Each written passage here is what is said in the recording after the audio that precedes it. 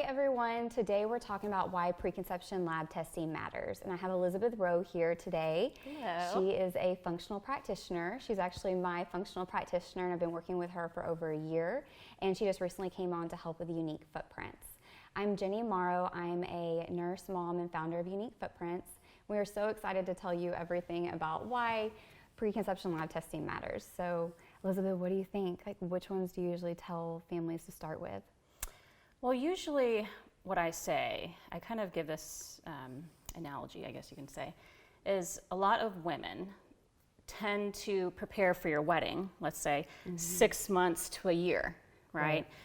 Or people train for a marathon. They train for a long time beforehand. But when it comes to pregnancy, a lot of women say, I want to get pregnant right now, right? But you think about it, we have to carry this pregnancy full term. And then you have your child, God willing, for the rest of your life, right?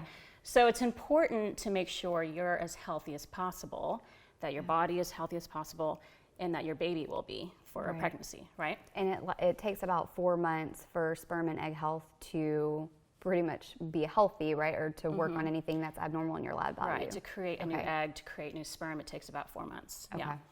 So I would say there's a list of labs that I feel are important. A lot of the time when you see a practitioner, they don't tend to order a lot of them. They just tend to order very few. Right. But I kind of like to have a more comprehensive look at things. Absolutely. So usually I start off with a full expanded thyroid panel, okay? So that includes your TSH, your thyroid stimulating hormone, which is what most doctors test for. And then your free T3, your free T4, even your reverse T3, and then 2 thyroid antibodies, okay? And that's so important, you guys. So many practitioners don't test for the thyroid, or they're only testing that thyroid stimulating hormone. And there's so much more you can, find from the other values. And also, if you have any type of autoimmune disease, it is linked to postpartum depression. So you want to be able to, take care of that and check those values out. Right, yeah. And it's important to test for both thyroid antibodies because some doctors, if they happen to test for it, they usually test one, and then you might end up being positive for the other. So it's good to know, for both if you do happen to have Hashimoto's, to know beforehand. Can you talk about, if left untreated, what that can lead to in pregnancy? I mean, it can lead to miscarriage. Yeah, that's the biggest thing. Okay. Yeah. Those are important. And then as well, I like to do vitamin D. So vitamin D is a hormone, so you want to make sure that's at appropriate levels. So important for immune function. Definitely, yes. And then even a C-reactive protein, which is mainly a cardiac marker, but also for general systemic inflammation. So that's always good to test also. Okay. Just to make sure your body is not so inflamed. Right. Iron, so making sure you're not anemic. Okay. And your typical CBC, CMP, checking your liver enzymes. Something called homocysteine. So it's an amino acid. But you just want to make sure the levels are not too high or too low.